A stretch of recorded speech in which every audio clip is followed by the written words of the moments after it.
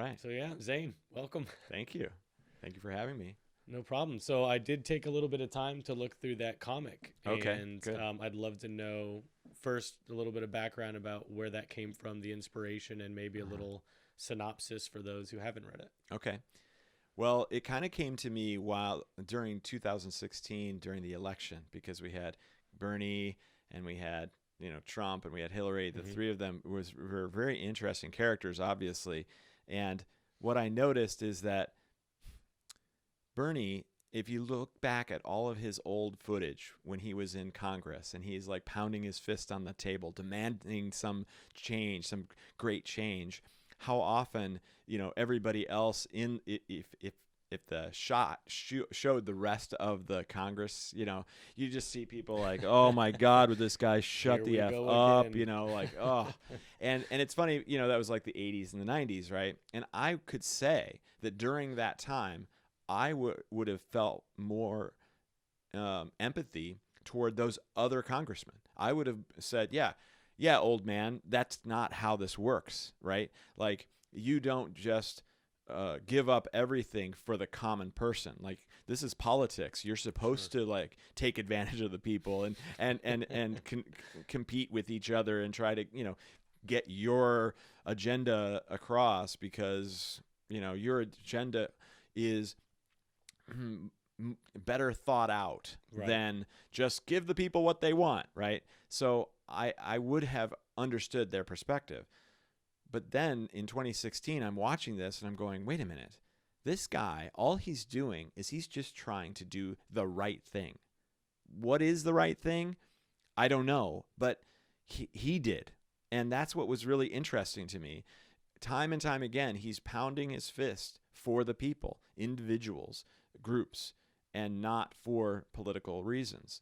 And I was struck by this, and I was having a conversation with someone, and I said, wouldn't it be neat if like everybody just woke up one day and they were Bernie Sanders? Like every single person on the planet just was like, all I want to do is help people from now on. What would the world look like?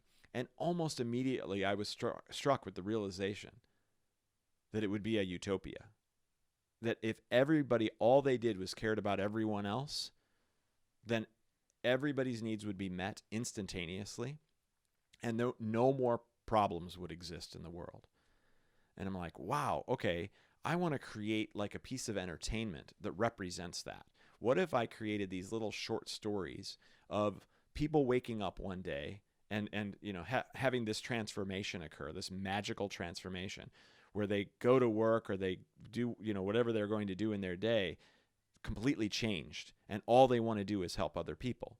So I created like 13 or 14 little tiny short stories, one-page comic stories of like the CEO of Walmart, going into his office and pulling his secretary in and saying, we're just going to feed all the people on the world right now. Like today, we're going to figure out a method to make sure that every single human being is fed. We have the money to do it. Sure. Like it's that easy. Like all we have to do is decide to do it. If it costs $1 billion to feed all the people in the world for a year, fine. We've got lots more than that. Sure. So let's just do it and figure it out. And he's talking about like what would the world look like if everyone was their basic needs were provided for? What would happen then? What kind of art would be created? What kind of systems would be created? What kind of technology would be created if all these people weren't struggling to survive and they weren't suffering all over the place? What would that world look like? He was just pondering it. And it was so much fun to write this from the perspective of politicians, from the perspective of regular everyday people. Somebody's driving to work and they're noticing that of course, at this moment, everyone has woken up to help each other. So they're driving down the road and going, oh, wow, there's like a line of people that are giving this bum money, Oh, look over here. There's people that are cleaning up the front yard of the town hall just for no reason. Like they're cleaning up the trash. Wow. And the driver of this car just goes, I can't wait to help people today. So like, what would that world look like? So I wrote these and I actually paid my artist, Joseba in Spain, colorist in Peru, letterer in the US, like professional comic book creators to make these one-shots for me. And so when we finished them, I posted them for free online. And it was fascinating because the response that I got was some people were just absolutely enamored by it, and other people were completely outraged. And the people that were completely outraged were the ones that said, first of all, there's no conflict. Like it's completely unbelievable because there's no and uninteresting because there's no conflict. Like, oh my God, don't we want a world without conflict? Sure. But at the same time, I recognized that in order to have a story, in order to have entertainment, there does have to be conflict. So, and then of course, other people looked at it like, well, this is propaganda. This is liberal propaganda or whatever. Like, this isn't real and this isn't possible. So forget this guy. Right. And You're selling rainbows and butterflies. This is unrealistic. Right. This is shenanigans. Right. Absolutely. So at the same time that I had come up with the original idea to do these one pages, I also thought, well, what if we made a story that was about one guy who wakes up one day committed to helping others? And what would that look like? Just one person, and especially somebody who I chose, somebody who is a greedy corporate analyst. Mm-hmm. So now he's like, what the hell is going on? Like, I can't do my work anymore. I'm running around and helping bums on the street. I'm donating money to charities and such. And he's like realizing that he's completely incompatible with society because he's going to lose his house. He's going to lose his job. He's going to lose his wife. He's going to lose everything because that's not how the way the world is set up. So he's going around and he's doing all of these things. And unbeknownst to him, every time he helps someone, they're magically getting converted into the same style of thinking that he has. So at first, he thinks he's alone in all of this. He's resisting it, then embracing it because it feels good to help others. There has to be some sort of dopamine response that comes when we help others. It's probably one of the better dopamine responses we could get, yet we tend to just ignore that. So he's feeling great about it, but everything's collapsing around him. And then he realizes, oh my gosh, what's happening is that everybody is feeling the same way that I am after I help them. So once he has that realization, now the sky's the limit. He's going to see if he can save the world. Yeah, that's certainly an interesting idea, especially the going down the line of thinking of what if we were free from all of our stresses and troubles, especially financially. These it's suffocating for a lot of people. Absolutely. This I'll have to pay rent. I've got to pay, minimum $100 a month for a phone. I got the car. All these things that are required to be functioning in 2019 can be very daunting. Yeah, absolutely. Overwhelming for a lot of people. And often, Amber and I, we discuss pretty regularly things like when Andrew Yang talked about universal basic income. Mm-hmm. Like that, while there are certainly going to be some issues, there's going to be problems no matter what we do, no matter what direction we go, what changes we make. There's just going to be problems, but we have problems now. Oh yeah. So I don't think it's that big of a deal that there's going to be different problems. We'll figure it out. But when you start thinking about, well, what could people do with $1,200 a month that they don't have now, or $1,000 or whatever the figure is? Right. I mean, that could open a lot of doors for a lot of people. And if people didn't have to worry so much about, am I going to pay rent? Can I even afford to buy, can I go out and have a decent meal, or do I need mac and cheese and ramen because I'm super broke while I'm paying my dues or paying my student loans or whatever it is that's holding them down? If they didn't have that, what kind of art would we have? What kind of music would we see? What kind of what kind of thoughts, what kind of new, fresh ideas, perspectives do we not have access to because those thinkers aren't allowed to think? They're forced to keep their head in the system and follow those rules rather than thinking for themselves. Right. So I love that aspect of it because that's something I think about quite a bit. That's cool, yeah. And I think that it's really amazing how we look at changing our paradigm as the worst possible thing we could ever do, right? It'd be impossible. There's no way we could possibly do it. Right, yeah, right. But yet, if you think about our history, imagine that we went back in the 1800s, like maybe mid 1800s, and we got a bunch of farmers together and we said, okay, guys, here's what we're going to do. We're going to make it so that every community has a giant building and it's going to always be filled with food. Always. It's never going to run out of food. There is always going to be so much that you're going to be throwing that stuff away. So I want you guys to go ahead and come up with a system to make sure that everybody has food in these buildings that they can go and buy. Go. You know what they'd say? They'd be like, F you, this is insane. Yep. Like, nobody could do this. This is impossible.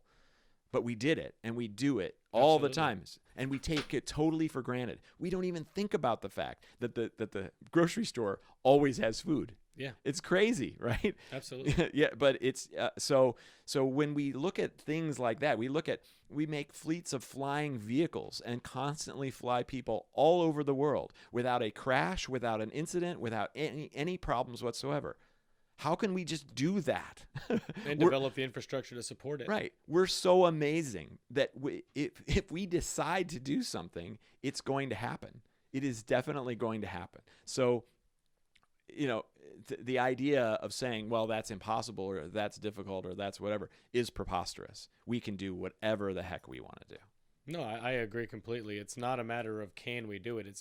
We just need to make the decision that we want to do it. Right. And that's I love that we're bringing this up. That's a big part of what I'm hoping we can do here is let's talk about the things that we agree on. Do we agree that these things need to be changed? And if we all agree, right, well, then who cares that people say it's going to be difficult or there's going to be problems? We want it done anyway. Right. So let's do it and we'll figure it out. Exactly. I mean, if you look at cell phones, we have no idea the damage that's happening with cell phones. We don't know in 30 years if we're going to find out that the reason everybody's got cancer somewhere is because of cell phones or because of 5G, which I know there's some controversy in different circles regarding 5G, but we don't know. We're winging it. We're just trying stuff out. So why can't we try stuff out in that area too? Yes. Let's try to be better to help people, even if it's just a little bit.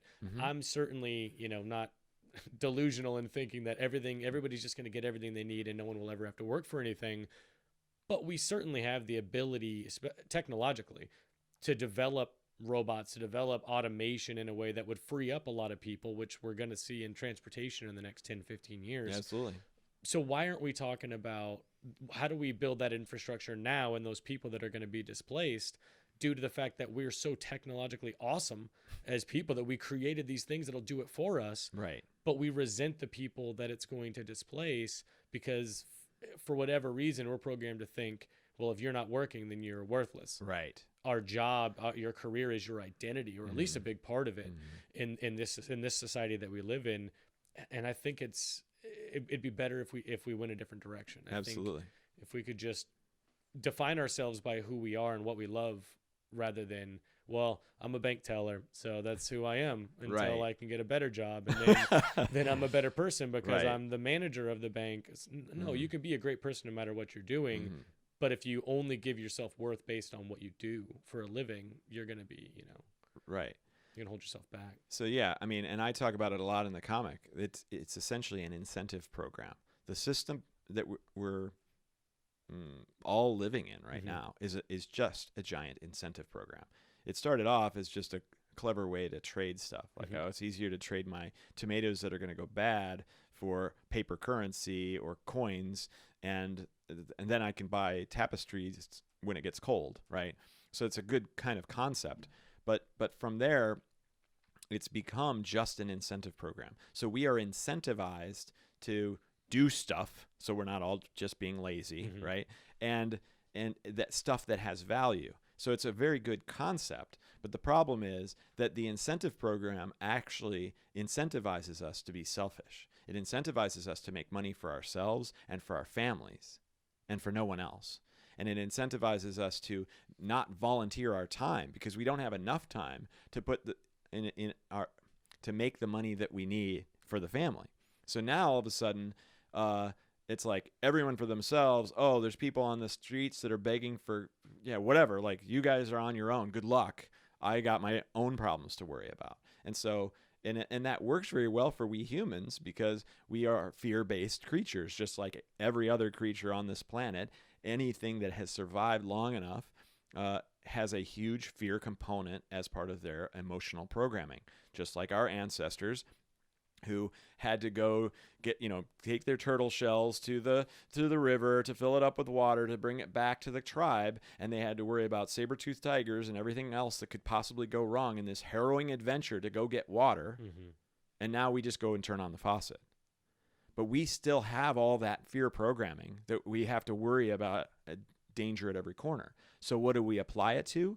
We apply it to our jobs. And so now we're afraid of losing our jobs. We're afraid of being on the street. That is like the common thought, right? But how often do people get to the point that they're on the street? Not very often. You can usually figure it out. It's not that difficult, as opposed to the time when you could have been eaten by a saber-toothed tiger when you were living on the street, right?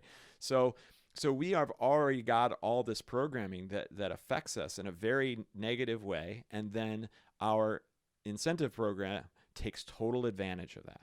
So now we have no choice but to put all of our effort and all of our energy into just this basic survival mechanism. Imagine if we didn't have to do that. Imagine if we didn't have to pour 100% of our energy into survival. There's no reason we have to put 100% of our energy into survival. If we took all the basic requirements of survival, housing, water, food, medical care, the basics, the very basics, just to get by,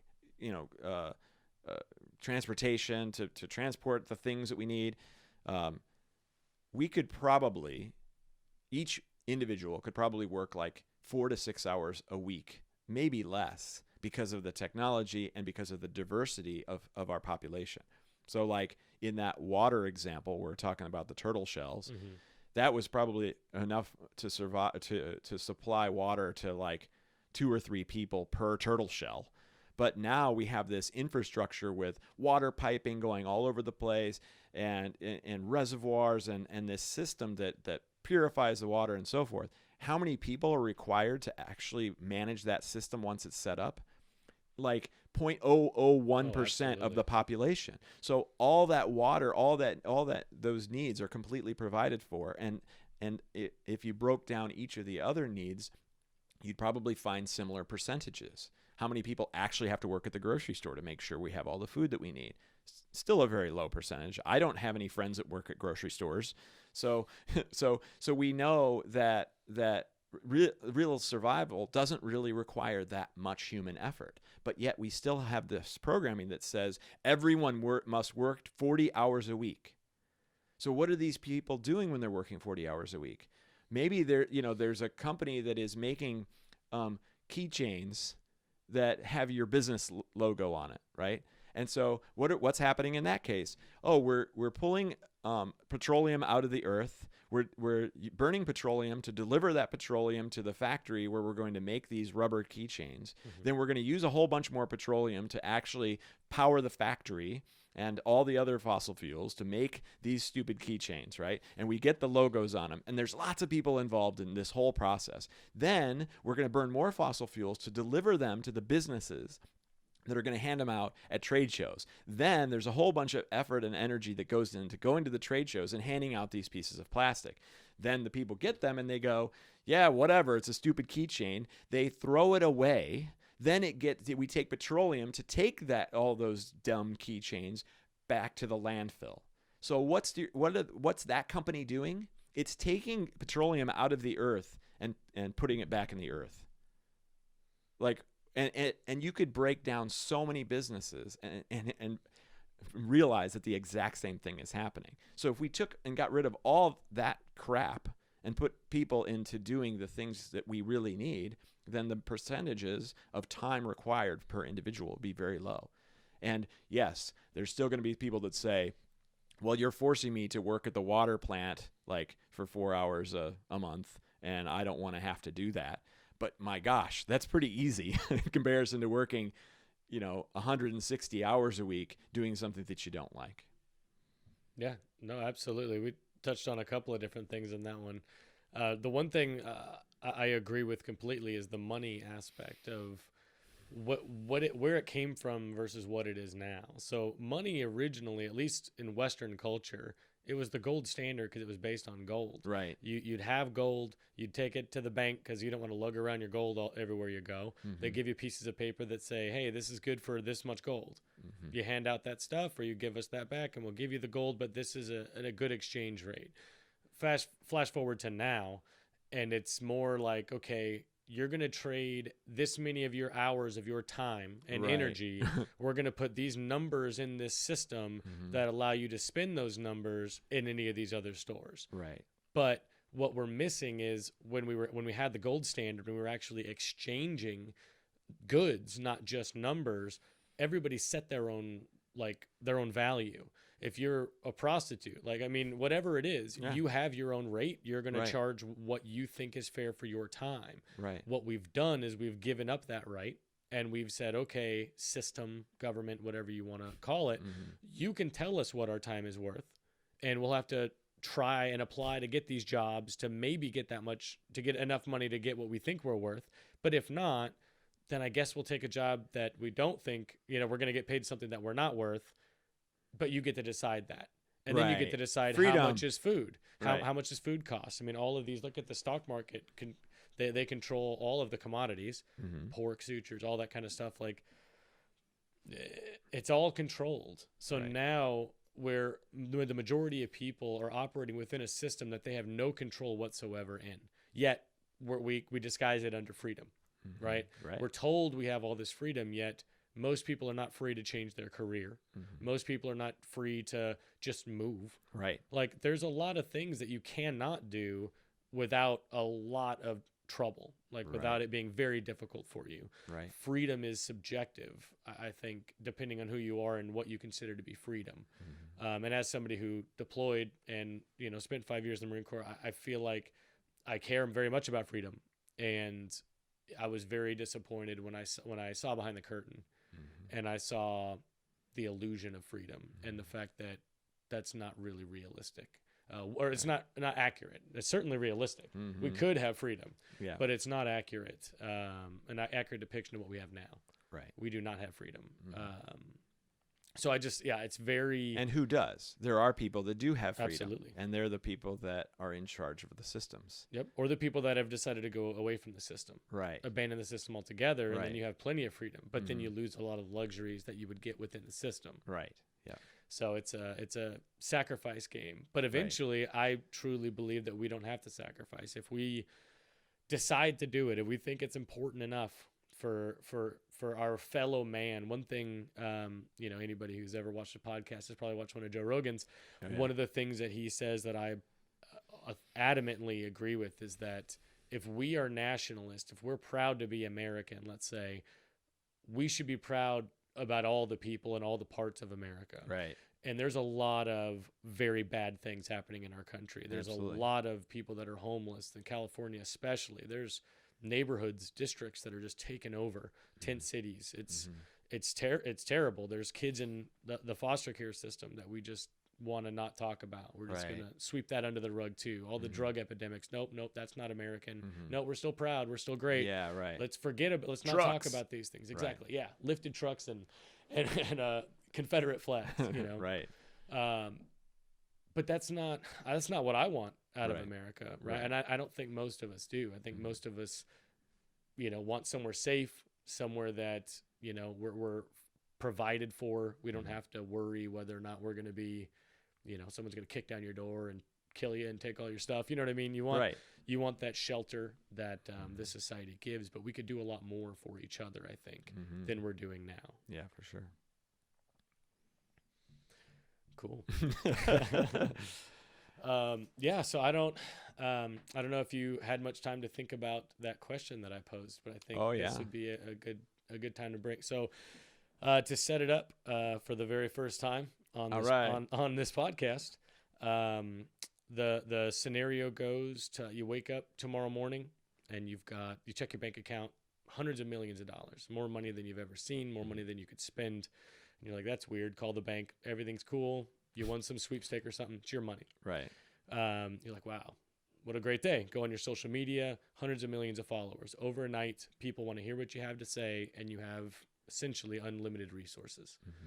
After you buy a new car, fix the roof, pay off your debt, all the things that all of us are going to do selfishly, because we got to look out for number one. After you do that, 2 months later, you still have all this money. You still have all these people that care what you say. They're listening to what you put out there. What do you do? What do you do with that power and influence and essentially unlimited resources? Right. Yeah, it's a great question. And it's actually kind of funny because I was a producer in the video game industry, and I hired people all the time. I would bring them in of all different disciplines, artists, programmers, designers, other producers, and I would often ask them that question. And it was very fascinating to get the response because I was in a passion-based industry. So if they were passionate about the industry, they would say, well, I want to start my own game company and make my own games. Like, okay, good. If the guys that said, well, I wouldn't work, well, I'm not going to hire that guy, right? Because that's showing what his true passion is. Sure. So I do love the question because it does really get at the core of our true passions. And when we follow our true passions, amazing things happen. So I think it's a question that everyone should ask themselves all the time, like, what would I do? Because that shows you what you should be doing. Whether you have the money to do it or not, it doesn't matter. If you are passionate and that's what you would do with the money, then start doing it right away in whatever capacity you can. Absolutely. So I would have said 10 years ago, I would have said something completely different to answer that question. I would have been like, well, I'm going to get all my friends together and we're going to make, I'm going to build a whole bunch of houses and we're just going to have party town all the time. It's just party town, my friends, we're going to play video games and we're going to have swimming pools and, just whatever, right? That's what I would have done with the money, truly. And then I went through a number of transformations, one of which is truly the comic and writing it and thinking about things from that perspective. And now it's a completely different answer.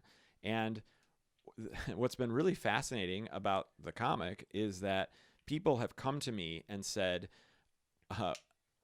I was an atheist, I was a science-based person, I was a capitalist, and I was miserable. I was depressed, I was losing my family, I was unhappy, I couldn't get a job, whatever the circumstances, many different circumstances, but very miserable, unhappy, but yet convinced that the world was the way that it was, no matter what, and there was nothing that could be done about it, and that everyone is selfish and everyone's out for themselves and there's no future for me, and so on and so forth. Very bad view of society, which a lot of people do have. Absolutely. And they said, they read my comic and they were like, what did you do to me? Because now all of a sudden I find myself going around and helping people. Now all of a sudden I find myself loving people that I didn't love before, and understanding people and their psyches so much better. Like, this was mind-blowing to me. I mean, it was what I wanted, but I didn't really think that writing a piece of entertainment was going to actually achieve that. But it did. And so what I've really noticed is that people love to follow the things that they're excited about, and entertainment is one of those things. People loved the Marvel movies. They loved the Star Wars movies. They love Breaking Bad. They love their TV shows. That is a huge part of American culture and world culture. When we're done doing the work, the job that we don't want to do all day, we come home and we want to do something else. And what do we turn to? Often entertainment. Then I look at documentaries. Documentaries can transform people's lives because they watch a documentary and go, oh my gosh, I never realized this. Yeah, I had no idea This was happening, right? And that's wonderful, except that what's the percentage of people that watch documentaries? I think it's pretty low. I think that there's the certain groups of people that watch documentaries, but I think there's a big section of people that don't, and that all they want to do is they want to watch the next Fast and Furious or whatever action movie or whatever comedy movie or whatever that just entertains them and relaxes them. So my belief is that we need to combine those two things. If we can combine the education that we get out of documentaries and actually make entertainment that's really good, right? Because sometimes you think, oh, great, a learning entertainment, nobody wants to An see that. educational Fast and Furious. Blah, right, like nobody cares, right? Vin Diesel breaking down the Declaration of Independence while he's running from the cops. I'd Right. watch that movie. I would definitely watch that movie. Yeah, I wouldn't. But there is a way to actually create really good entertainment that also helps people wake up a little bit. And that's what I think I would do. I think I would go ahead and create an entertainment company that focuses on helping people, great writers, great performers, great movie producers or whatever, actually create entertainment that makes people wake up. And I would demand that it was as good as the best entertainment that's out there. It's as good as the Marvel movies. It's as good as Breaking Bad. It's as good as The Walking Dead, or any of those, right? So that people talk about it because they're like, this is so good. I'm so engrossed in this. And the next thing you know, you've got people waking up all the F over the place. Mm-hmm. That's because, yeah, I would, we could focus on one thing. Oh, let's create housing for people. Yes, let's do that. But I want to affect everyone, so that they're individually going, hey, let's create housing for people. Hey, let's figure out a way to feed more people. Hey, let's solve this problem. Let's solve that problem. I want to encourage everyone to get onto their passion and do the life's work that they're here to do, so that they actually accomplish it, and give them that motivation, the excitement, the wherewithal, the realization that they should, the realization that they could, and then see where the world goes. Yeah, absolutely. I think that's amazing. I have similar aspirations. I don't necessarily want to wake them up. I want them to start. I would love for us to start talking about different things. Mm-hmm. As we discussed, before getting you on here. Mm-hmm. I think that we're talking about the wrong things. We're every day we are talking about the wrong things, whether it's with your coworkers, your friends, family. You're not talking about the things that are actually impacting us, that are really making our lives different. We're talking about the trivial things that at the end of the day don't matter at all. The Kardashians, Trump tweets. Right. Those are the two Which best football examples. team won? Right, yeah. Or this quarterback's out for we distract ourselves, and I'm guilty of it as well. I play fantasy football. Yeah, I like sports. love the distraction. Mm-hmm. But I wish we weren't distracted. Mm-hmm. I wish we could be civil enough and mature enough to discuss things that maybe we don't agree about, but still understand that we're both coming from a place of sincerity. We're both looking for the same outcome, right, which is whatever's best for people. We may have different ideas of what's best, but we're still seeking the same thing. And I think that if we could set aside the divisive nature of, well, what team do you belong on? Are you red? Are you blue? Are you gay? Are you straight? Like, right. Who cares? None of Right. that matters. Right. It makes no difference. We're all people. What we're wearing, this body, it's insignificant. It doesn't matter. It's your brain. Your brain controls your body. Your body shouldn't dictate anything about you. It's all in your head. Your head is what dictates who you are and what you do, and every decision you make. That's who you are, not what you care about, what you love. That's not your love sensor. Is not in your elbow. Who gives a shit what color your skin is, or you know what I mean? None of that stuff matters. And I think that we would be a lot further along as a society and as a human race if we could just stop sweating the bullshit, and let's sit down and let's talk about the things we need to talk about. Right. I have to jump in because it's interesting how you said your purpose isn't to wake people up, but it is. You're trying to wake them up to talk about these things, right? Because they're important. And my other career is I'm a light worker, so I help heal people. I give group talks and so forth to help people overcome their mental, emotional issues. And waking people up, to me, just simply means you need to wake up to the idea that you can love everyone unconditionally on this planet. Even the Donald Trumps and the CEOs that hurt people, even the factory farmers who brutalize animals and then kill them, even all the people that do horrible things to each other, they were still born pure and beautiful and perfect. And through life circumstances, it changed them, and it changed them so that they have come to grips with the idea of doing these terrible things is okay. And so that's where I want to go with it, and that's why I was talking about that, because in order to have those conversations that you want to have, if we have a common ground, and that is, I love all unconditionally, and you say the same thing, I love all unconditionally, then that conversation about housing or about oppression or racism or whatever, all of a sudden we're totally on the same page, and we can make amazing progress. But if one of us says, well, I don't care about them, then you're not going to really get very far with that conversation, because you don't come from that same place where you really do care about every single person. And there are no bad guys. They're all just thinking that they're doing the right thing. Everyone thinks they're doing the right thing. Absolutely. And they're doing it for their families, they're doing it for their country, they're doing it for some sort of grand reason.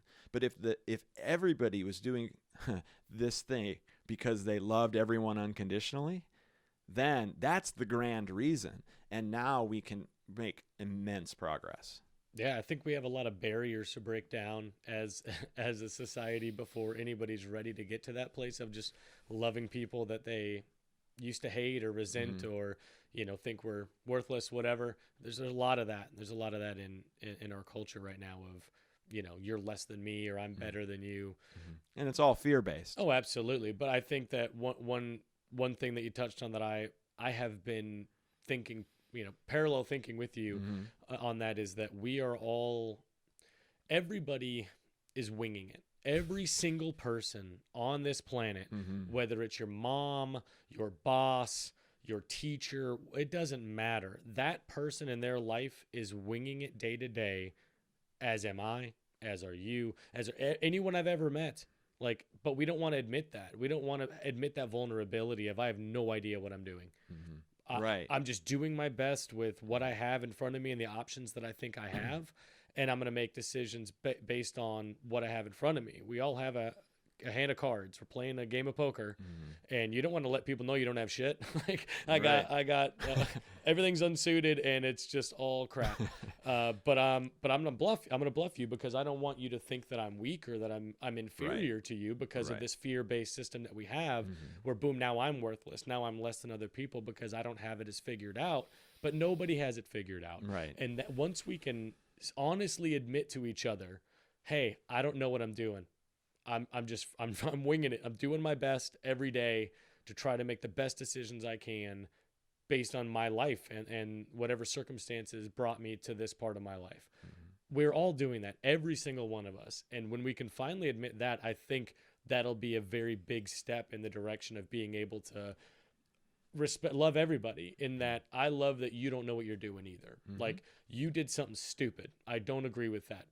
But I also have done stupid things. Right. And I understand that maybe, let's talk about it. Why did you make that decision? That's another thing we need to be doing more. Oh, you did this? Fire him. Get rid of him. Block him. Let's ruin his fucking life. Instead of saying, hey, why? What led you to that? Right. Why did you think that was a good idea in the moment? And then maybe they have a legitimate, a line of reasoning where we're like, okay, it was still bad what you did. Should never do that again, and we're going to punish you. But at least we understand where it came from, and maybe, just maybe, we could start figuring out why. Why did he think that was okay? Where was he failed before? And let's make sure we don't fail anybody else. Right. The damage is done. He or she, they did whatever they did. Okay. If you feel like you need to punish them, go ahead. But let's focus on, as a people, let's find a solution so that we don't have to deal with that in 10 years. Right. Instead, we want instant gratification, boom, roast them.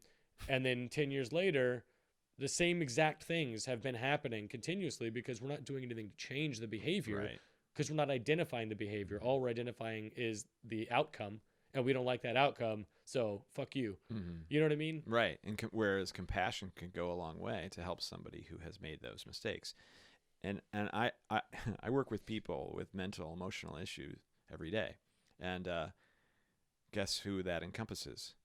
Every single person on the planet. Oh, all of us. Everybody has them, and they almost always come from childhood abuse of some kind, some sort of childhood experience, some sort of childhood trauma, and we all have it. Whether it is imaginary or it is real, we took it as real, and it has modified our behavior, and so we are essentially suffering on a day-to-day basis. And when we are suffering, we are making decisions that are based on trying to relieve our suffering rather than any of the other wonderful reasons to do things. So if we are constantly suffering and we are constantly worried about what others think of us, then what kind of actions are we going to take? Are we going to be taking pure, loving actions? No. We're going to be taking survival-based, try to be as comfortable as we possibly can actions. We're going to run away from problems, or we're going to attack problems. We're not going to look at problems with compassion and excitement and enthusiasm. Wow, this is a problem. I bet you we can figure this out together. Right. But because we've got so much damage, it's very difficult to get to that point. Another problem. Right. Yeah, right. Now I have another one I got to figure out. Right. Yeah. So. Yeah, I think, I don't know. I have some interesting theories about baggage and things that we carry with us. May as well bring it up Bring it up now. So, April of 2018. I had, as you would refer to, as a transformation. I went from being a very arrogant Marine, mentality, road rage every day. These people are so freaking stupid. Like, how do you not know how to drive? Like, everything was just so much anger. I was so mad at everybody, at everything. I was very unhappy, just pretty much in every aspect of my life. And in this transformation, I was given the question, hey, do you want to keep doing this? And I wasn't sure what my answer would lead to, but I knew that if I said I didn't want to do this anymore, that I would at least be free from this pain, this anguish that I had been feeling for most of my life. And so I gave in, just completely, gave myself to whoever was asking this question, which of course was me asking myself the question, but in the moment it felt grander. And from that day on, my life has been very different. I've not really thought about myself. I've thought more of what could I do? And I came to the realization that anything before that day didn't matter. And since then, I've realized that anything before this moment, whatever moment right now, if you're hearing this now, this moment for you, anything before that doesn't matter. You're not tied to anything. There is nothing keeping you in a job or in the city that you live in, or carrying whatever baggage you have. If you have an ex that, whatever, it didn't end properly and you're carrying that with you, that person is not with you. That person is not physically there telling you, hey, this happened. You remember this happened? How did it make you feel? Don't let it happen again. You're bringing that with you. And, some people cope by taking it with them and some people leave it. And everybody has the ability to change. You are not tied to anything in this life unless you choose to be.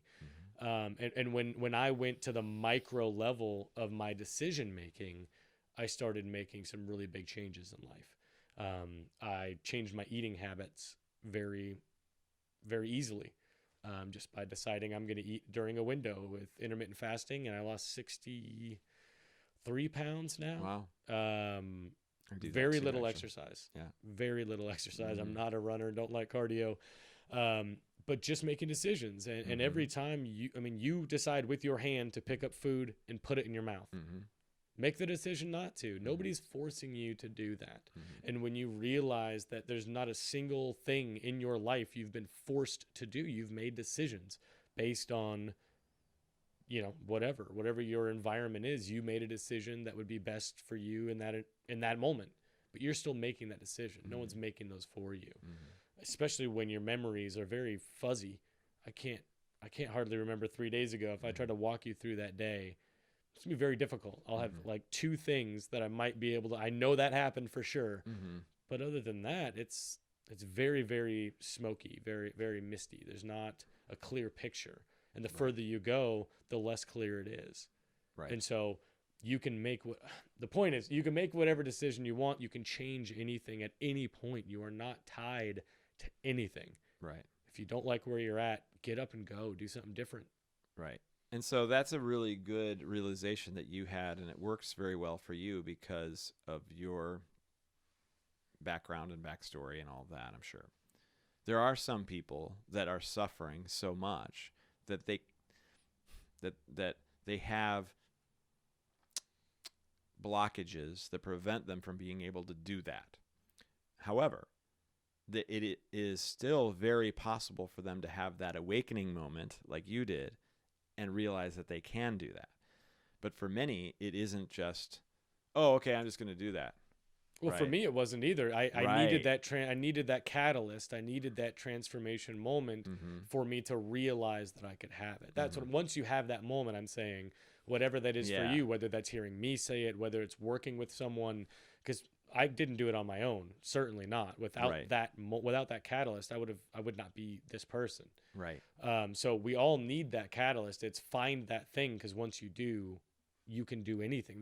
This reality that we live in, whatever this life is, you can do anything. Right. You have the ability to achieve anything if you decide to. If you really want to do it, you could. There's Right. nothing stopping you. Right. And which is what we were talking about earlier when you said, what would you do with the millions of dollars? Absolutely. Right. Like, oh, well, if that's the thing that would really make you happy, then start doing it even though you don't have millions of dollars. Exactly. Finding ways to do it, plan it, do little things, break it down in some other way.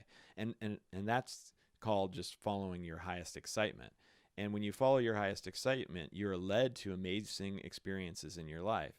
And especially if you have no expectations. Because if I said, okay, I am pursuing this comic book thing because I want to have it be a bestseller.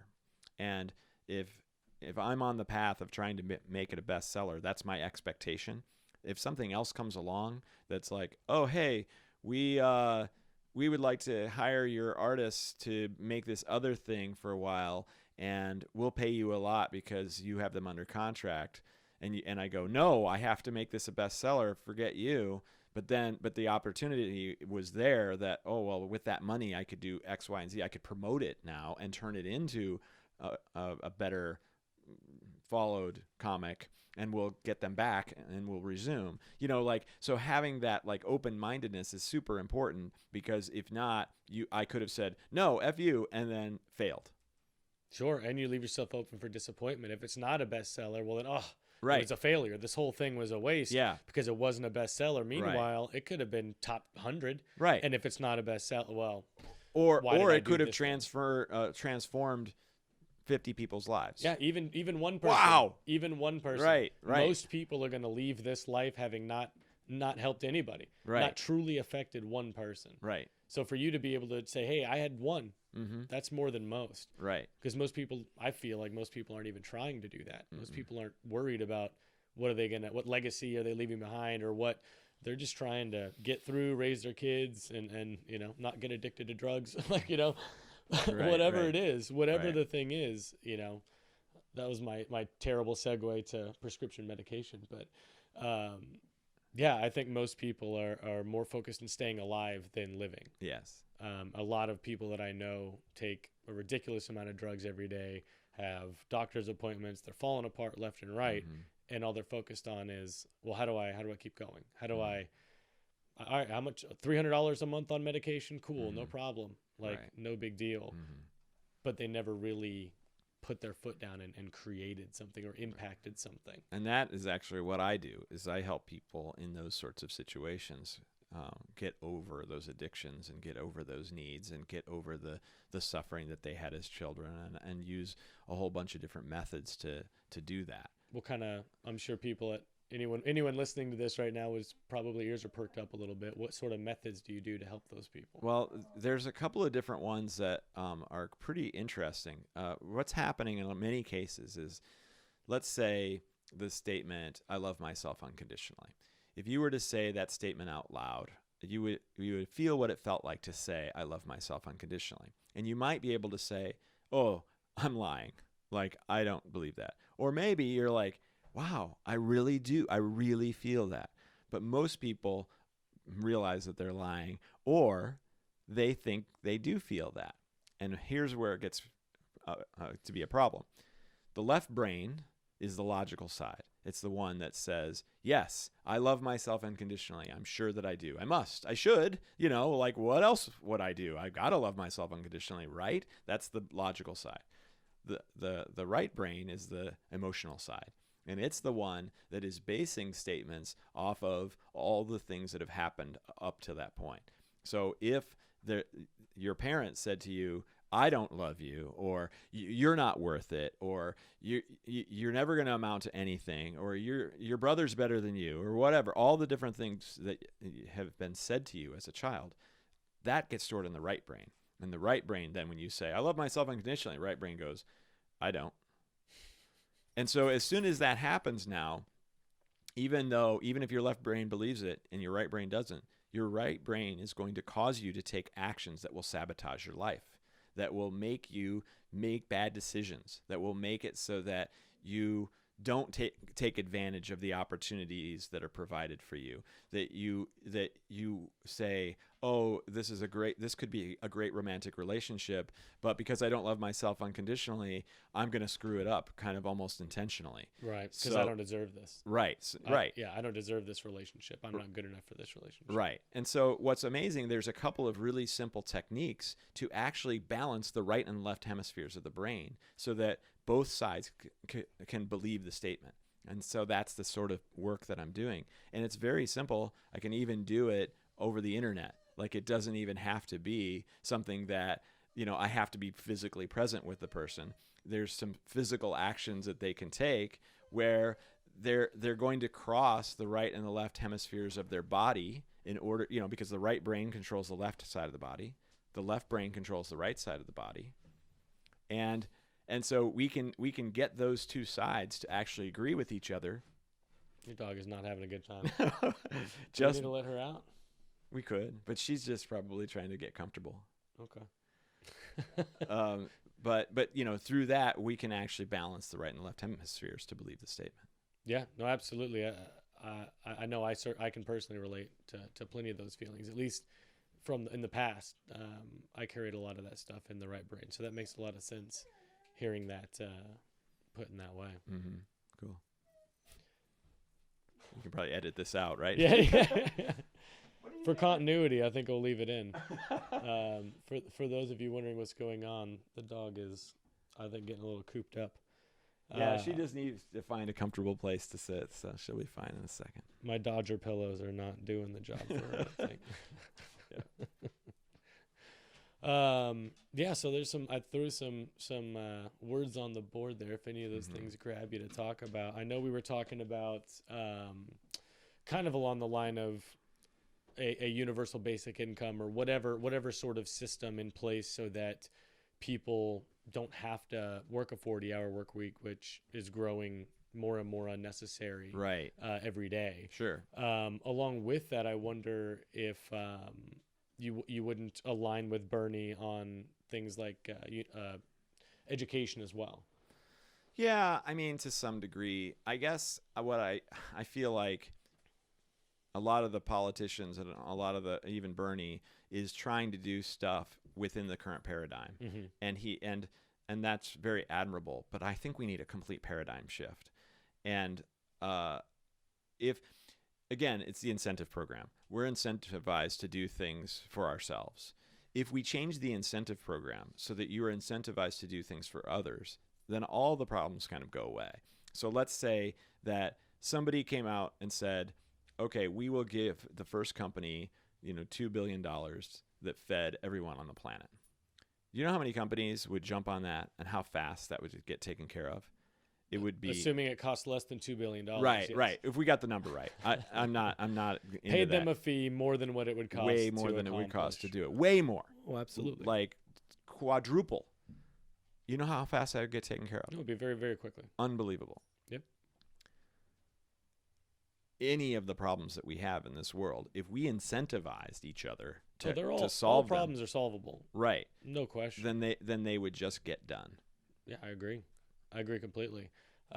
With education, I was having an interesting conversation with a gentleman on an airplane where we were talking about whether or not universal basic income would be a good or a bad thing, and he proposed the idea of incentivizing education, which I thought was pretty interesting. So essentially, the idea would be that the United States as a country could allow people to obtain a degree for free, provided that degree is in a field that would benefit the country as a whole. So mathematics, engineering, right? Any sort of job where we need more, any sort of scientist, we'll pay for it. We'll send you to school. Don't worry about it. But you have to work in the United States for X amount of years, like any employer would. If they pay for education, you got to work it off. So you'd have to work within the country, whatever company you want, for X amount of years. But just doing something as simple as that, how quickly could we advance our country? How quickly could we come up with technological innovations that we don't have now? If we just said, hey, well, you can go to school for free and learn about all this stuff if you're really interested in it, regardless of your grades. Like if you can prove at a test that you have aptitude, you're competent enough to complete this thing. But go and learn about this stuff and help your country. I think that would be great. I still say though that we're incentivized to create the next iPhone instead of incentivized to create the next system that will actually help people. Well, I agree. So yes, it would make things better if we did that, I think. However, they'd still just be making junk so that we can continue to consume our natural resources, so we continue to destroy the planet, so we continue to destroy each other, as opposed to being incentivized to use all of that knowledge and use all of that incredible wherewithal. I don't know what word I want to use, but to be able to use all of that to actually do something that's extremely helpful. Then now we're talking. Now I'm excited about it. Okay. Yeah, no, I'm with you there. I agree that it wouldn't change what we're making. Right. Necessarily. I mean, yeah, you're certainly not going to get any arguments from me that we need to be focused on environmental work and our water conservation. As anyone who's ever talked to me for more than 10 minutes, that's my, the itch I want to scratch. Right. Is water. I every day, no matter who I talk, it's the same. I cannot believe how smart we are, how brilliant and capable we are as a human race to be able to create the things that we've created, but how utterly stupid we are in that we understand more than anybody else has ever understood how important water is, that not only do we need it to live, but the food we eat, the plants we eat, the plants that create air that we breathe, all of those things require water too. Yet we just, with no regard, pollute and dump and we litter, which also messes, we don't care. Right. We think we're invincible. We think that we're any different from any other animal or any other life form on this planet that will go away if they don't do the right things. Nature will get rid of you. Nature has gotten rid of a lot of different species, and we are not immune. We are certainly probably worse off than a lot of species. I think right. We're going to go before others do. Yeah, right. And it just, I can't understand it. I don't understand how we're going to ignore that. We're just going to pretend water, We'll let Yeah. Nestle buy 90-something% of Right. the world's fresh water. Mm-hmm. Who cares? Chocolate company, makes sense. Everybody loved Willy Wonka. Mm-hmm. Rest in peace, Gene Wilder. But like, we'll just forget about water. Who cares? Mm-hmm. Let's just keep watching the Kardashians. Let's just Monday Night Football's on. Cool. Right. Let's focus on that. Mm-hmm. Let's forget that we're just poisoning everybody slowly. Well, and again, you go back to the reason we focus so much on football and the Kardashians is because we have to spend all of our time doing this laborious job, whatever it is, all of our time. And so we finally get a break and we can do that because it's like, I just want to unwind. I don't want to think about more problems. Right. All I did all day was think about problems. Exactly. In my case, it was getting this game out on time. I was making video games for 22 years. How much does that help society? It helps people because at the end of the day, when they're done working, they can play a video game. Right. But what was the video game I was working on? Like Mortal Kombat. Horrible, worst possible video game you could imagine. People brutalizing each other and being sensationalized by how much we brutalize each other. Now we have the UFC. Right. Yeah, there was Full circle. There was like I was working on Mortal Kombat 10, and if somebody landed a critical hit, the camera would go into X-ray mode. We would be able to see the bone shards breaking. We hear the screams of the guy or woman who was being brutalized, and in the more gruesome we made it, the more cool response we would get from our fans. Then we're like 8 hours late on delivering the PC version. 8 hours, not a week, not a month, not a year. We're 8 hours late on delivering the PC version so people could download it off of Steam. And what happens? They're calling our offices, leaving death threats. And I remember our owner. I need the bone shards. Right. Give me the bone shards. Right. And I remember our owner of our company just going like, oh my gosh, I can't believe that they're giving us death threats. I'm like, duh. Think about the target audience that likes this game.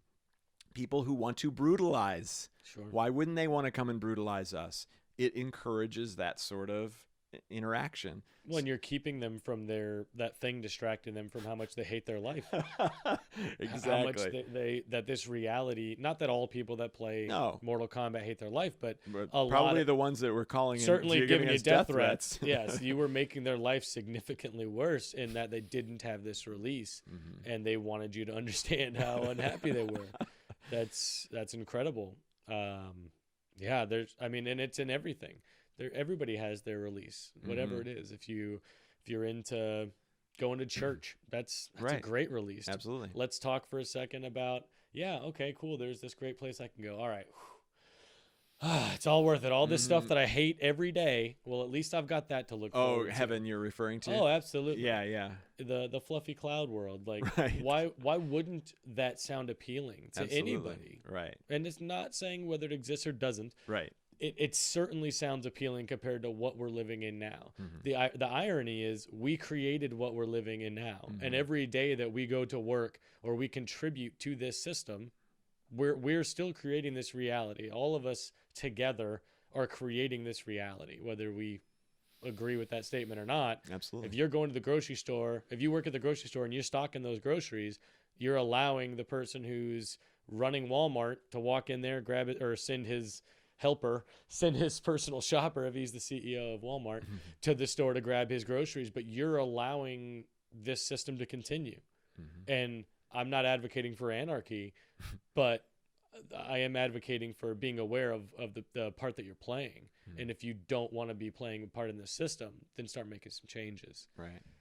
Yeah, and as you know, I now work kind of in a spiritual field. So when I'm working with these people emotionally and mentally troubled, I'm using kind of spiritual tactics to help them realize the reality that we're living in. And I don't use any particular religion or anything. I use unconditional love as my religion. And when we realize that we can unconditionally love all and ourselves, then boy, things get a lot easier. Like all the resentment and all the anger and all the disappointment and all the fear and all these different things start to go away as soon as you actually do that. And so I found it to be very powerful. And so you were talking about why we're here, sort of. You kind of touched on that just a little, right? And I actually believe that we're here to experience the earth emotions, the terrestrial emotions. Fear is the number one emotion because it's the survival emotion that we talked about with the saber-toothed tigers and all that. And all the other emotions come from that. It all starts with fear. Maybe the first positive emotion was the feeling of feeling safe. We're in the cave and the saber-toothed tigers can't get to us. Right. Less fear. That feels good, and then romantic love and joy and happiness, excitement are all positive emotions based on survival. And so are all the negative emotions, jealousy, sadness. All those things are the things that we're trying to avoid so that we do not die. So when you look at emotions like that and you say, okay, all those terrestrial emotions are fascinating. They're completely interesting and different and strange. And like, we look at them not in that way. We don't look at them with curiosity. We look at them as I love or I hate. But these are just experiences that we get to have here on earth. Just like breathing is an experience that we get to have here on earth. If you believe that you have a soul and that soul, when it's not on earth, is existing somewhere in the spirit world, does that soul get to breathe? No. Does that soul get to have romantic love? Probably not. Does that soul get to have fear? No, because that soul knows it's infinite. Right. And so all of a sudden, the terrestrial emotions aren't so bad. They're kind of interesting, and they're kind of fun to explore and to understand and to appreciate, just like you can appreciate breathing. And when you start to look at these emotions in that way, they're not so hard to deal with. And that's huge. Like, if we can get people to not be so miserable or burdened by their negative emotions, then all kinds of things open up. And they can say, you know what? Maybe I don't want to do this job. I'm only doing this job because of fear. Maybe, you know what? Maybe I can divorce my spouse because I find myself angry all the time. Like, I don't need to continue to put myself into that situation. I actually love myself unconditionally, and now I don't have to put up with these things. So that's where I feel like, and that's kind of why I've gone down this path. This is my highest excitement, because I believe that this can help the whole world move toward a utopian society. The more people that love themselves unconditionally, and the more people that love everyone else unconditionally, the easier it will be to create a utopian society. So I think a lot of people their immediate question, or at least my audience question, I guess, would be, sure, that sounds great, but how are we going to go from here to utopia when we're so far from anything resembling a utopia? Most people that are on YouTube watching this are going to probably not be real happy with this, what we've got. Most people are pretty upset about the president. I think a lot of people are upset about at least 3 or 4 things happening somewhere. I mean, there's a lot of bad things. The rainforest, they're cutting it down and burning it. Right. And that country, it's, it affects more than that country, but the people in that country, the president, he's doing what he thinks is best for his people. And there's so many things that are going on that are so far from utopia. Right. Because to have a true utopia, everybody, not just the United States, would have to be part of this utopia. We'd have to get all of them. And there's so many people. Yeah. 7.7 billion. Yeah. And we're going to get all of them to just let go of all the things that they carried. Because that's where the anger and hostility is from, is things we're carrying. We haven't done anything to each other today. Right? Today, 2000, whatever the date is. I can't even, my watch isn't working. Whatever the date is today. Nigeria has done nothing to Uganda or whatever the countries. Right. I'm not going to go Palestine because that's certainly not the one I'm going to lead with. But whatever the country is, whatever the relationship that isn't there, whatever religious strife is there, this day in 2019, nothing has been done to each other. Mm-hmm. The only thing that is keeping that moving is the past. And that's, I think, really difficult for a lot of people. A lot of cultures and traditions are very tied into their past. So to let go of some past, I mean, wouldn't you have to let go of all of it? And I don't know that everybody, or that very many people are willing to let go of their past. Would you say that you are excited about solving these problems, or are you burdened by the fact that they're not solved? Probably a little bit of both. I mean, Mm-hmm. I'm certainly burdened by how many problems there are, Mm-hmm. and we don't see them anywhere near a solution. Right. That's very burdening. But I'm very inquisitive. I want to be a part of this. I want to know, how do we solve it? How do I Right. help? What can I be involved in? So Right. that excites me. Mm-hmm. The idea that we can fix it Mm-hmm. if we decide to get our heads out of our asses and say, hey, enough's enough. Let's fix these things. Right.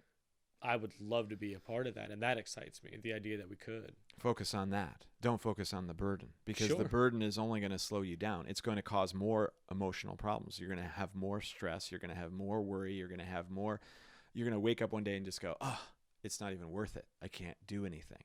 And that is how you go away from a utopian society. But you go toward a utopian society by following that thing that excites you, that you know that you could do, that you know you could encourage others to help. And the more we focus on that as our solution, as our excitement, the more energy we'll have to do it, the more we'll be able to get others to follow us, because they'll be excited by the things that you're saying and the energy that you're bringing to the task. So that's really what it is. Like, I don't look at these problems on a global scale. I look at them on an individual scale. And for every person that says, oh, I've been looking at this all wrong, I shouldn't be miserable anymore, I should love unconditionally, I should love myself unconditionally, then again, what did I say at the beginning? The way to a utopian society is for all human beings on the planet to love themselves and each other unconditionally. That would create instantaneously a utopian society, and I truly believe that. So I'm going to do it one person at a time, and so are many others, and many others will be encouraged by this. If I walked out of our interview today convincing you that you loved yourself unconditionally and that you loved all others unconditionally, then you would carry that message forward to every person that you talk to, and maybe you would start to influence them, and so on and so forth. That is the only way that we're going to solve all the problems. If we attack it from the top rather than attack it from the bottom, we're going to make progress on the top. But if people don't have that base feeling of unconditional love, it's not going to work long term. No, yeah, this put very perfectly. I agree on all aspects. Any change that you want to see, you have to start with yourself, because you can't control anybody else. Right. If you think that we're not recycling enough, well, are you recycling? Right. Are you doing what you're expecting everyone else to do, that you wish the whole world was doing? Right. Or are you saying, well, no one else is recycling? Everybody should do it. No one else is doing it, so screw Right. it. What good is just me doing it? Right. And that's that negative mindset. That's the voting mindset too. Absolutely. Yeah. I mean, lead by example is a great way to get things done, for sure. Recycling. That's another good one. I don't know what we're gonna do about that. I mean, yeah, that's a weird one, isn't it? I haven't done that much study on it, but it does seem like even the process of recycling isn't such a great thing. Yeah. Okay, that's what I thought. It almost feels like they've given up on recycling. Like, I remember growing up in the 90s, it was like recycling was huge. They were pushing recycle, reduce, reuse. It was everywhere. And this is, California school, of course, but like everybody had recycling bins that you would take out, and you would, try to be mindful of putting stuff in there. Nobody recycles here in Arkansas. Oh yeah, some of these southern states I've seen don't.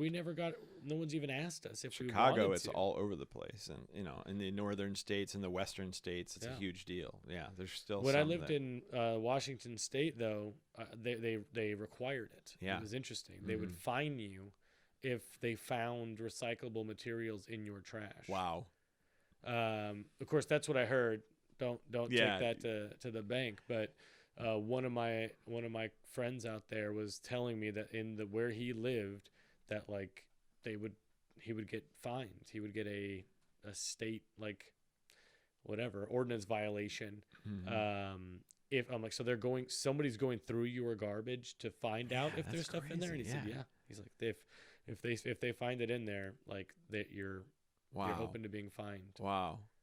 So this is my favorite. I'm glad I'm going down this rabbit hole. I love talking about weird laws or rules that I don't think should be. So a friend of mine just brought this to my attention, and I want to bring it up to everyone that I talk to. In the state of Arkansas, if you have kids and you and the kid's father, you're not together, so you have a custody agreement. Okay? So you get divorced, you have a custody agreement with the kid's parent. You are not allowed, neither parent is allowed to have anyone of the opposite sex spend the night past 2 a.m. if the kids are home, unless they're married or family.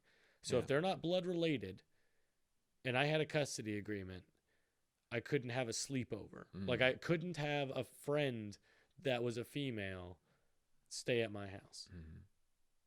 That's a law. Right. So do you bring that up because you want to feel outraged over it? I bring it up because I think it's insulting that the state government is reaching into a place they don't have any business. I think that any adult who is, I mean, you're trusted with the responsibility of raising a child, providing for that child, but you aren't trusted with the ability to be smart enough or aware enough to not put your child in harm's way. Like, I feel like it's the state saying, basically, you're not allowed to be a tramp, whether you're a man or a woman. Sure. So, and this is very much the Bible Belt, and you shouldn't be cohabitating, as they're calling it in black and white. You shouldn't be cohabitating with the opposite sex unless you're married. And if you have a kid, well, now that's an easy way for us to enforce this outdated way of thinking. Yeah, it's obviously a very outdated law. It came about, I'm sure, a long time ago. Do you know? I don't know when that would be an it was put interesting in thing place. to look up. And again, I feel like what was the reason behind that? Probably somebody felt that it was the right thing to do, and it just hasn't been removed because people are lazy. We don't know about it. I think a lot of people don't even know about it. Right. Well, and if there's a lot of those sorts of laws, especially in our country, and probably in many of them, where there are some pretty stupid laws in the rule books, right? And but yet they're not followed up on, they're not enforced. And so in a way, they've essentially been eradicated because no policeman is going to come and give you a problem because you have, a rusty wheel on the front of your house or whatever, stupid, weird, doesn't make being drunk on a sidewalk with a bucket or something ridiculous. Like Kentucky has something like that. But this one is enforceable, and from what I understand, is enforced. That there are judges in the state of Arkansas that if there's evidence submitted that this person's violating that law, they will persecute them. Like, that's insane. Oh, persecute. You meant prosecute. But I like persecute. Yes. Yeah, that's really bad. Yes, prosecute them. But yeah, they will enforce that law, and so it's not something as silly as a rusty wheel on your house, on your garage door or whatever. Right. It's something that evidently is being. Yeah, still that's very fascinating to me. But I also still look at it just like, well, it's just a bunch of silliness. Like, okay, just fix that or don't. Right, but let's fix it. That's what I'm saying. Right. Like, yeah. If people don't know that exists, then it's never going to get taken off the books, even though it's being used against people. We just don't know about it. Right. Yeah. There's a lot of until stuff the that we don't situation know. comes up, and then all of a sudden until hey, you're involved. Right. Yeah. Until you're hey, the wait one a minute. cohabitating, and now you're like, well, this is a stupid law. We should fix this. Right. So maybe we should fix it before we run into. Before you have to deal with it. before anybody has to deal with it. Right. Or any more people have to deal with it. Yeah. Exactly. Yeah, I'd like to start talking about those kinds of things. That's good.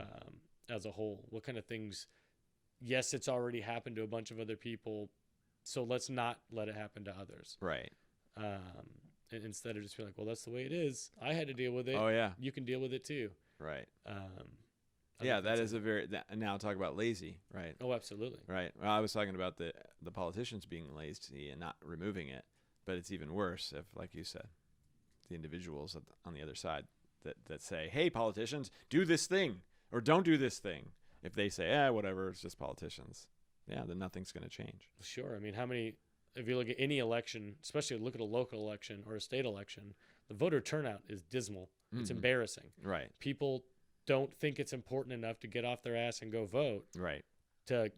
First, voting day, election day, needs to be a national holiday. How is anybody working on that day? That's so stupid. Right. You're keeping people from being able to vote. Yeah. And they say, oh, well, they can mail it in. Who the hell mails it in? Yeah, I did, but not that many people do. You're the anomaly. Thanks for ruining that point. But like, I don't think very many people mail it in. I certainly am not going to mail it in. That's a lot more effort than driving, putting your thing in. Like, I think we as a country are certainly capable of creating a voting platform where you can do it from your smartphone. If we have our financial information on our phone, we have facial recognition on our phone. Like, we have everything. All of our precious information is on our phone. We trust our phone with our life. Most people will not leave the house unless they know they have their phone, because how are you going to get where you're going to go without navigation? And what if you call somebody? You don't know anybody's number anymore. Right. Everything is in there. Your calendars, all of your stuff, your passwords are probably saved somewhere in your notes. All of your information is in there, yet we don't trust it to vote. It's bullcrap is what it is. It's the lobbyists and the politicians that know they don't want everybody to vote, because if we had real options and we could all actively vote, we'd really get some stuff done. So the idea is to not let you vote. They would much rather you not. They would much rather you stay home, don't worry about it, let the politicians just make all your decisions for you. Right. They don't want educated voters, and they certainly don't want voters voting. Right. So I think that's awful. I think we should start working toward a fix. And if we can have the security that Apple has on their phone, I mean, it's unrivaled. I don't know the last time somebody's iPhone got hacked, at least not publicly. I mean, if anybody was going to get hacked, I mean, it'd be somebody in the public eye, and we'd probably hear about it. Yeah. So, yeah, I'm trying to decide how to respond to this, because, the other problem with it is the whole, we don't trust the vote counters now, right? We don't trust that voting is being fair. So now you go, okay, I did it on my phone, but do I trust that anybody's going to do that? How do I know that this counts? Right, yeah, or they're just going to be like, oh, okay, 4,000 for this and 2,000 for that. We'll just switch them. Boop, okay, we got what we wanted, done. Like, it's true. So, but that's what's happening now. Yeah, I know. I know. That's what I'm saying. Just because we go to a polling place doesn't make it any less. No, it doesn't matter. We don't see what happens. And that's why I'm saying I'm having trouble figuring out how to respond to this, because I don't know if there's a solution at all at this point. Because if nobody trusts it, doesn't matter what method we use, then nobody's going to go, because they think the fix is already in. And so you've got a mess. So again, I go back to, if we loved each other unconditionally and ourselves, then we wouldn't have to worry about this stuff, because we wouldn't have somebody that we wouldn't trust doing it. Right. And I know that it sounds so far-fetched to be that way. I don't care.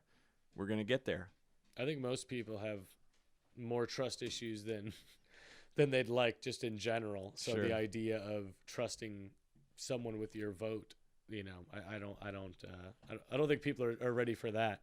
But no, I agree in the base point of, it's a broken system. We have no idea how it works. We can't trust the result.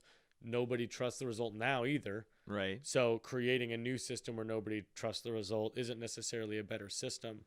So maybe we look at, well, how do we create a system that people can trust? Yeah, you need like the robot overlords to come in, because then we would trust that. We would say, oh, computers are completely in charge of everything in our lives, and they decide our laws and they decide our everything, we would go, okay, robot overlords, you're unbiased. We finally trust someone. Otherwise, as long as humans are involved, and as long as we don't love each other unconditionally and think that we think the best for each other, then we're never going to believe in any system. What if you did some? I mean, what if we made the results public as far as each vote? Obviously, there'd be some privacy issues, but I'd be willing to sacrifice my voting privacy to be able to trust the system. That's interesting. And if I remember correctly, that's the whole process or the whole idea behind the, in the Constitution, that it's a private vote. It's an anonymous vote. Like, that was a big deal. So that would be right. It would be very pretty deep change. Contradictory to that, but we don't trust what we have now. Right. So yes, in the interim, it's a very interesting idea. I've never heard anybody say that before, actually. For the first, election or two, it's going to be a little tense because you're going to know how your neighbor voted. Assuming you know your neighbor's full name, which I don't even know. I've got three neighbors here. I don't know any of their names. It seems like, people have got their flags out anyway, and right. their things and their signs. Depending on the candidate, there are plenty of people that are very outwardly in favor of whatever their candidate is. Right. So they don't seem to be too shy in a lot of cases. But I know it is a very intimate and personal thing, voting. But maybe that's a problem. Mm-hmm. Maybe that's part of the problem that we have, where we can't even talk about politics because it is so personal and it is so private that we're, oh, you don't agree with me? You think, oh, that person's the worst. That now I think of you differently because I'm so tied into how I feel about this thing because it's so personal and private. Whereas if it was just, let's be honest. Hey, I think this is a good idea. I don't care if you agree with me. I think this is good and I'm voting this way. Let's move on. Right. Instead of taking it so personal, let it just be proud. If you feel strong enough to go and vote for somebody, you should feel strong enough to advocate for them in a conversation with somebody. Right. Yeah, for sure. And most of us are reasonable human beings. We're not the way that we're being depicted online as unreasonable, just trigger happy, hate mongering people. We're just, out for blood all the time. That's most of us are not. Most of us are just trying to get through, each day. Right. And trying to make the best life we can. So if I feel like we should be able to be mature enough to do that eventually. Right. Of course it's going to be ugly in the beginning. Right. Well, but everything passes. And going back to the robot overlord thing, the blockchain might be another solution. Whisper. Ironic. Yeah, right. The blockchain may be an interesting approach to that because it would be an unhackable, undamageable, whatever that might be a way that people could actually trust that it's being done correctly, that it's not, that nobody is actually counting the votes or changing the votes. Yeah, definitely. What do you want? Why are you like this? Come here. Too bad you don't have a camera on her. No, I don't. That's the infamous Whisper making another appearance. Yeah, making noise. The irony. Not whispering. Right. She is not currently whispering. But no, yeah, I certainly.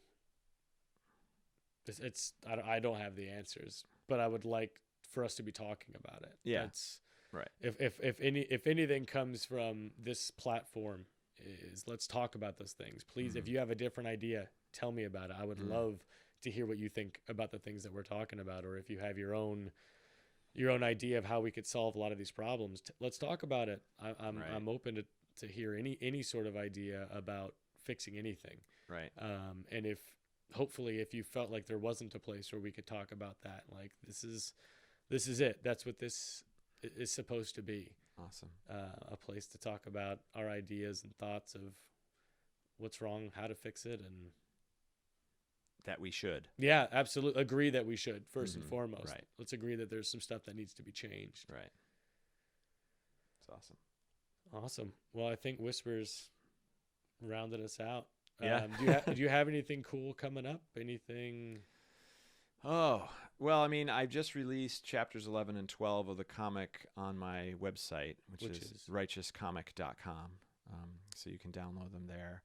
And I have, so obviously printed versions, the volume 1, which is 1 through 5, and volume 2, which is 6 through 10 of the comic. So anybody who would like to, one way we could look at it is give it to somebody else who needs an awakening, who needs to realize that, wait a minute, all this crap that we've been doing is kind of wrong. Because it's written in a style that's a little bit like the movie Liar Liar with Jim Carrey.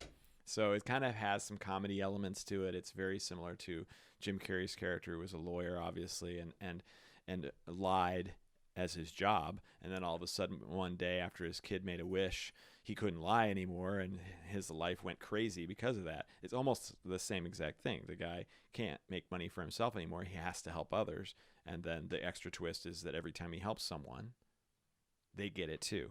And then, so that's spreading enlightenment, unconditional love across the world. So that's one way to get somebody to go, oh, that's what that would look like. Interesting. I never even realized how powerful that could be until they actually see it in an example form. Awesome. Yeah. Cool. All right. Well, thanks for coming on, Xane. Yeah. Thank you for having me. It was wonderful.